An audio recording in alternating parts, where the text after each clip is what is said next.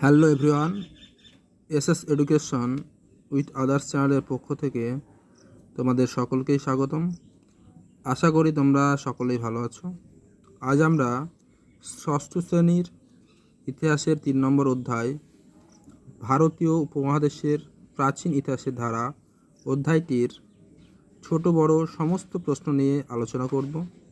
প্রত্যেকে ভিডিওটি প্রথম থেকে শেষ পর্যন্ত দেখবে, তাহলে তোমরা এই অধ্যায় থেকে সম্পূর্ণ মার্কস পাবে। যারা নতুন, চ্যানেলটিকে সাবস্ক্রাইব করে দেবে এবং একটি লাইক ও কমেন্ট করবে। চলো শুরু করা যাক। দেখো, পূর্ণমান 1 মানের জন্য আমরা এই অধ্যায় থেকে কোন কোন প্রশ্নগুলো পড়ব। 1 নম্বর দেখো, সভ্যতার সব থেকে বড় মাপকাঠি কি? লিপিমালার ব্যবহার। কোন সময় থেকে চাকার ব্যবহার শুরু হয়? নতুন পাথরের যুগ থেকে। মেহেরগড় সভ্যতা কোন যুগের?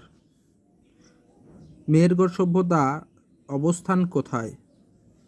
বর্তমান পাকিস্তানের বেলুচিস্তান প্রদেশে। মেহেরগড় সভ্যতা কবে আবিষ্কৃত হয়? 1974 খ্রিস্টাব্দে। মেহেরগড় সভ্যতা কারা আবিষ্কার করে?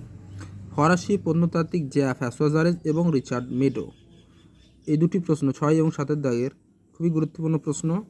তারপর দেখো 10 নম্বর দাগের, ভারতীয় উপমহাদেশের সব থেকে পুরনো শস্য মজুদ রাখার বাড়ি কোথায় পাওয়া গেছে? মেহেরগড়ে। নেক্সট দেখো, পৃথিবীতে সব থেকে পুরনো কার্পাস চাষের নমুনা কোথায় পাওয়া গেছে? মেহেরগড় সভ্যতায়। তারপর দেখো, মেহেরগড় অঞ্চলে উৎপাদিত প্রাথমিক শস্য কি? গম ও যব। ভারতীয় উপমহাদেশে কাস্তে ব্যবহারের সবচেয়ে পুরনো নজির কোথায় পাওয়া গেছে? মেহেরগড়ে। তারপর দেখো, হরপ্পা কে আবিষ্কার করেন? প্রত্নতাত্ত্বিক দয়ারাম সাহানি। হরপ্পা কত খ্রিস্টাব্দে আবিষ্কৃত হয়? 1921 খ্রিস্টাব্দে। মহেঞ্জোদারো কে আবিষ্কার করেন? প্রত্নতাত্ত্বিক রাখাল দাস বন্দ্যোপাধ্যায়। কত খ্রিস্টাব্দে মহেঞ্জোদারো আবিষ্কৃত হয়? 1922 খ্রিস্টাব্দে। হরপ্পা সভ্যতা কোন ঐতিহাসিক যুগের? প্রায় ইতিহাস যুগের। 17 দাগ থেকে 21 দাগ, ভেরি ভেরি ইম্পর্টেন্ট কোশ্চেন। প্রত্যেকটা প্রশ্ন তোমাদের পড়ে যেতে হবে এখান থেকে। তারপর দেখো, হরপ্পা সভ্যতার পূর্ব পশ্চিম সীমা কী ছিল? পূর্ব সীমা ছিল উত্তরপ্রদেশের আলমগীরপুর ও পশ্চিম সীমা ছিল পাকিস্তানের বেলুচিস্তান। তারপর দেখো, ভারতীয় উপমহাদেশে কোথায় প্রথম নগর গড়ে উঠেছিল? হরপ্পা সভ্যতায় প্রথম ভারতীয় উপমহাদেশে নগর গড়ে উঠেছিল। নেক্সট, হরপ্পা নগরের উঁচু এলাকাকে কি বলা হতো? Citadel. Very very important questions. তারপর দেখো, হরপ্পা সভ্যতার 2টি বন্দর কেন্দ্রের নাম করো, লোথাল ও কালীবঙ্গান। হরপ্পার কোন কোন কেন্দ্রে জলাধার আবিষ্কৃত হয়েছে? মহেঞ্জোদারো ও ঢোলাবিরা। তারপর দেখো 34 নম্বর প্রশ্ন, কোন কোন পশু প্রতিপালন করত হরপ্পার লোকেরা? ষাঁড়, ভেড়া, ছাগল, উট। তারপরে দেখো 35 নম্বর, কোন পশুর ব্যবহার হরপ্পাবাসীরা জানতো না? ঘোড়া। নেক্সট দেখো, হরপ্পাবাসী কোন ধাতুর ব্যবহার জানতো না? লোহা। নেক্সট, কোন কোন ধাতুর ব্যবহার করত হরপ্পার লোকেরা? তামা, কাঁসা ও ব্রোঞ্জ। তারপর দেখো, হরপ্পার মাটির পাত্র কি নামে পরিচিত? লাল কালো মাটির পাত্র।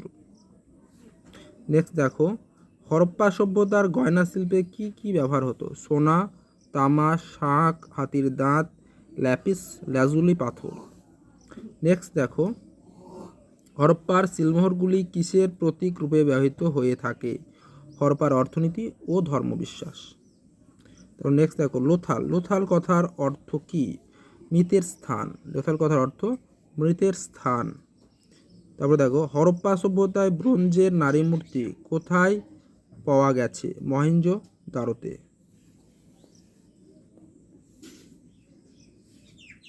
নেক্সট, হরপ্পার অধিবাসীরা কোন কোন পশু ও গাছপালা পূজা করত? দেখো, পশুর মধ্যে ষাঁড় আর গাছের মধ্যে অশ্বত্থ গাছকে তারা পুজো করত। হরপ্পার ভাষার সঙ্গে কোন ভাষার মিল পাওয়া যায়? দ্রাবিড় ভাষা। তারপর দেখো আদিম মানুষের লেখার প্রয়োজনে আসে লিপি।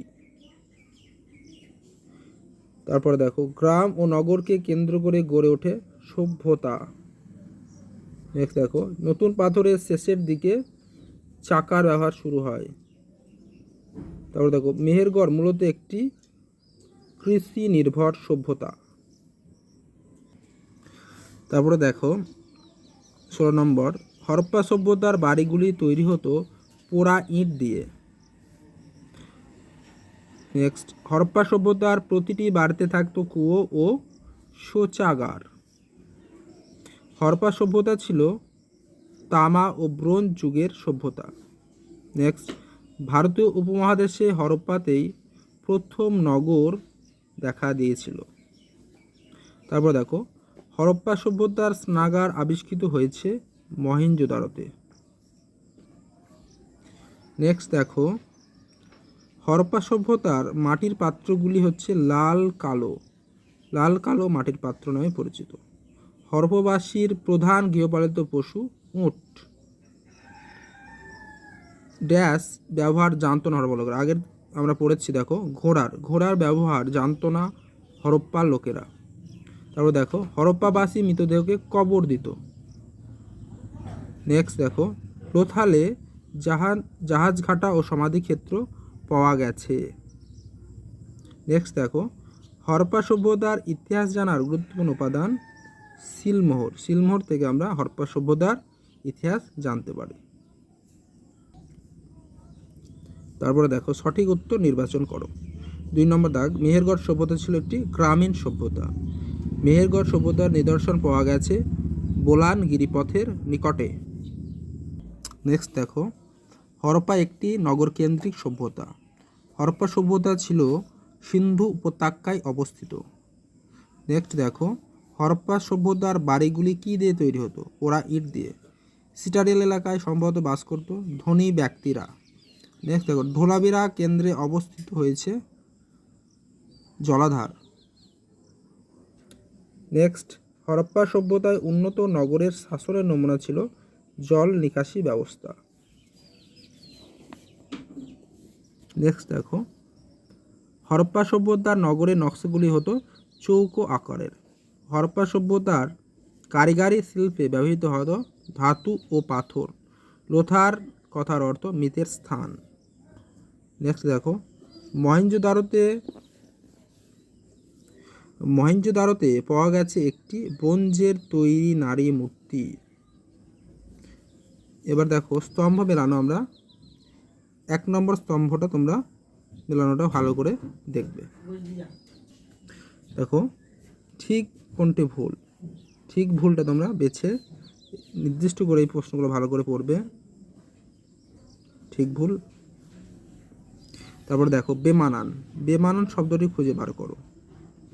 এই প্রশ্নগুলি বেশি বেশি পড়তে হবে তোমাদের। এইগুলো 5 নম্বর 6, 9 এই প্রশ্নগুলো তোমরা বেমানানে ভালো করে পড়বে।